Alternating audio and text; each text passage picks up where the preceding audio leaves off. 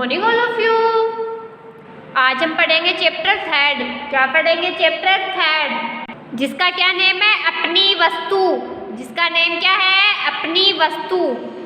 तो आज हम क्या पढ़ेंगे? चैप्टर थर्ड, जिसका नेम है अपनी वस्तु। ओके, तो हम पढ़ते हैं चैप्टर थर्ड। एक महात्मा जी कहीं जा रहे थे। एक महात्मा जी कहीं जा रहे थे। मार्ग में उन्होंने एक स्थान पर दो व्यक्तियों को ऊंची आवाज में बोलते सुना। एक महात्मा जी क्या कर रहे थे? कहीं जा रहे थे। मार्ग में उन्होंने एक स्थान पर दो व्यक्तियों को ऊंची आवाज में बोलते सुना। क्या सुना? दो व्यक्तियों को ऊंची आवाज में बोलते सुना। दोनों ही हाथों में लठ लिए एक दूसरे के प्राण लेने को दिखाई देते थे। दोनों क्या दिखाई देते थे? दोनों हाथ में क्या लिए हुए थे? लठ लिए हुए थे।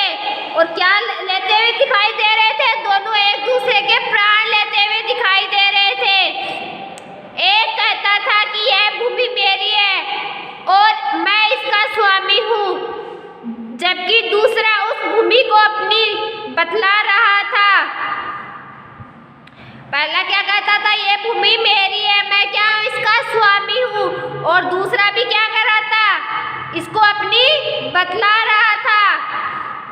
उस भूमि पर अपना अपना स्वामित्व जतलाने के लिए दोनों ही क्रोध से लाल पीले हो रहे थे। अपने अपने पक्ष में दलीलें दे रहे थे। क्या दे रहे थे? अपने अपने पक्ष में दलीलें दे रहे थे। अब हम क्या देखेंगे? इस पैराग्राफ के शब्दार्थ देखेंगे। क्या देखेंगे? इस पैराग्राफ के शब्दार्थ देखेंगे। तो महात्मा गांधी का मतलब साधु संत, ऊंची मतलब जोर से, आवाज मतलब ध्वनि, लठ मतलब डंडा, प्राण मतलब जान, स्थान मतलब जगह है, व्यक्ति मतलब आदमी, उद्देश्य मतलब तैयार, भूमि मतलब जमीन, स्वामी मतलब मालिक, स्वामित्व मतलब अधिकार, क्रोध मतलब गुस्सा,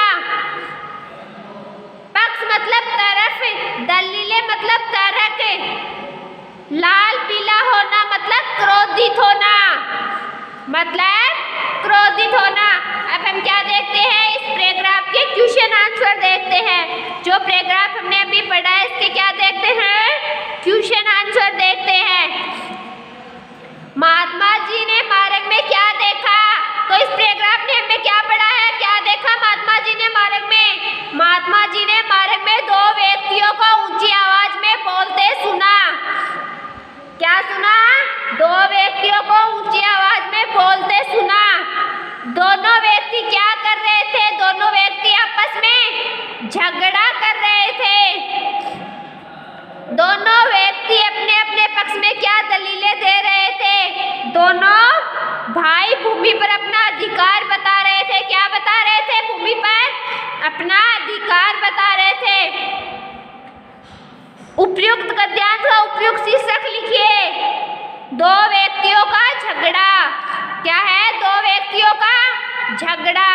ओके, तो आपको क्या करना है? इस पैराग्राफ को अच्छे से पढ़ना है और ये शब्दार्थ को अच्छे से लर्न करना है और इन क्वेश्चन आंसरों को अपनी नोटबुक में अच्छे से राइट करना और इनको लर्न करना है। ओके, नेक्स्ट पैराग्राफ क्या है? संत महात्मा तो स्वभाव से ही दयालु एवं परोपकारी होते हैं। संत महात्मा क्या होते हैं? स्वभाव से दयालु एवं परोपकारी होते हैं। सदैव सबका भला ही चाहते हैं। सदैव क्या चाहते हैं? सबका भला ही चाहते हैं। उन्होंने मन ही मन विचार किया कि ये दोनों लड़ाई झगड़ा करके व्यर्थ ही अपने प्राण गंवाने पर तुले हुए हैं। क्या सोचा संत महात्मा ने? कि ये दोनों लड़ाई झगड़ा करके व्यर्थ में क्या कर रहे हैं? अपने प्राण गंवाने पर तुले हुए हैं। अतएव इन्हें समझा बुझाकर शांत करने और इनका आपस में समझौता करने का प्रयास करना चाहिए। संत महात्मा ने क्या सोचा? क्या करना चाहिए? इनको समझा बुझाकर शांत करने और इनका आपस में समझौता कराने का प्रयास करना चाहिए। यह सोचकर वे उनके निकट गए। यह सोचकर क्या हुए? वे उनके निकट गए। कहाँ गए? उनके निकट गए और उन्हें संबोधित करते हुए बोले, हे भक्त पुरुषों, हे भक्त पुरुषों, तुम लोग कौन हो? तुम लोग कौन हो और आपस में झगड़ा क्यों कर रहे हो? संत महात्मा ने क्या किया? उस संत महात्मा उनके पास गए और उनको क्या बोले? हे भक्त पुरुषों, तुम लोग कौन हो और आपस में झगड़ा क्यों कर रहे हो? अब हम क्या देखते हैं? इसके शब्दार्थ देखते हैं। स्वभाव मतलब आदत, परोपकारी मतलब दूसरों का भला करने वाला, परोपकारी मतलब दूसरों का भला करने वाला। तो संत महात्मा क्या थे? परोपकारी थे, दूसरों का भला करने वाले थे। सदैव मतलब हमेशा, व्यर्थ मतलब बेकार, अतएव मतलब इसलिए, प्रयास मतलब प्रियतम, निकट मतलब पास, भ्रत मतलब सज्जन। अब हम क्या देखते हैं? इसके क्वेश्चन आंसर देखते हैं। महात्माओं का स्वभाव कैसा होता है? तो कैसा होता है महात्माओं का स्वभाव? कैसा बताया गया है? महात्माओं का स्वभाव दयालु और परोपकारी होता है। कैसा होता है? दयालु और परोपकारी। महात्मा जी ने मन में क्या विचार किया? महात्मा जी ने सोचा कि इन दोनों का झगड़ा समाप्त करना चाहिए। क्या करना चाहिए? दोनों का झगड़ा समाप्त करना चाहिए। दोनों व्यक्तियों से महात्मा जी ने क्या कहा? महात्मा जी ने कहा, हे सज्जनों, आप कौन हो और आपस में झगड़ा क्यों कर रहे हो?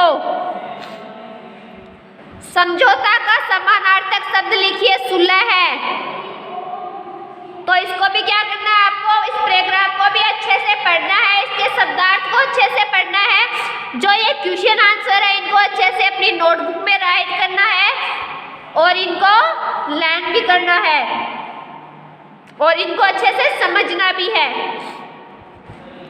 महात्मा जी को देखकर उनमें से एक व्यक्ति बोला, महात्मन, हम दोनों भाई हैं। महात्मा जी को देखकर उनमें से एक व्यक्ति क्या बोला? महात्मन, हम दोनों क्या है? भाई हैं।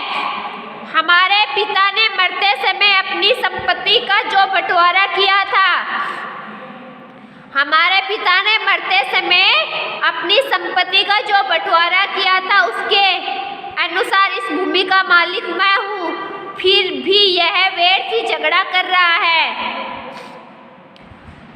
महात्मा जी को एक व्यक्ति क्या बोला कि हम दोनों क्या हैं? भाई हैं। हमारे पिता ने मरते समय संपत्ति का जब बंटवारा किया था उसके अनुसार इस भूमि का मालिक मैं हूँ, फिर भी ये क्या कर रहा है? व्यर्थ में झगड़ा कर रहा है। दूसरा व्यक्ति तत्काल चिल्ला उठा, महाराज, यह बिल्कुल झूठ बोल रहा है। यह भूमि इसके भाग में नहीं है बल्कि मेरे भाग में आती है। तो दूसरा क्या बोलता है कि महाराज, ये भूमि इसके भाग में नहीं मेरे भाग में आती है, इसलिए इसका असली मालिक मैं हूँ। यह झूठ मूठ इसे अपनी बतलाकर और मुझे डरा धमका कर इसे हड़पना चाहता है। क्या करना चाहता है? हड़पना चाहता है। उपयोग गद्यांश का उचित शीर्षक लिखिए। इसका क्या लिखना है? उचित शीर्षक लिखना है। उपयोग गद्यांश का उचित शीर्षक लिखिए। उचित शीर्षक क्या है? संपत्ति का बंटवारा। क्या है? संपत्ति का बंटवारा। महात्मा ने एक व्यक्ति से क्या कहा? महात्मा से एक व्यक्ति ने क्या कहा? महात्मा से एक व्यक्ति ने क्या कहा? व्यक्ति ने कहा, महात्मन, हम दोनों क्या है? भाई है। हमारे पिता ने मरते समय अपनी संपत्ति का बंटवारा किया था, उसके अनुसार इस भूमि का मालिक मैं हूँ, फिर भी वह व्यर्थ झगड़ा कर रहा है। दूसरे व्यक्ति ने महात्मा को क्या समझाया? दूसरे भाई ने महात्मा को समझाया, महाराज, यह झूठ बोल रहा है। जमीन मेरे हिस्से में आती है। यह मुझसे डरा धमकाकर इसे क्या करना चाहता है? हड़पना चाहता है। हड़पना शब्द का आज से स्पष्ट कीजिए। हड़पना शब्द से आज से है कि बल प्रयोग से या डरा धमकाकर किसी वस्तु या संपत्ति पर अधिकार जमा लेना। ओके, तो आज आपको क्या करना है? इन पैराग्राफों को अच्छे से पढ़ना है और इनको अच्छे से समझना है कि इसमें क्या दे रखा है, इसमें किसके बारे में दे रखा है, और इन शब्दार्थों को भी अच्छे से पढ़ना है और इनको लर्न करना है। और बाद में आपको ये क्वेश्चन आंसर दे रखे हैं जो इनको अपनी नोटबुक में अच्छे से राइट करना है और इनको साथ में अच्छे से लर्न करना है। ओके बच्चों, आज के लिए इतना ही काफ़ी है, आगे हम कल पढ़ेंगे। ओके, इनको आज आपको इस चैप्टर को अच्छे से पढ़ना है, अच्छे से समझना है और क्या करना है, इसके क्वेश्चन आंसर अपनी नोटबुक में करने हैं और इनको लर्न भी करना है। इनके क्वेश्चन आंसर को क्या करना है? लर्न भी करना है। ओके, थैंक यू बच्चों।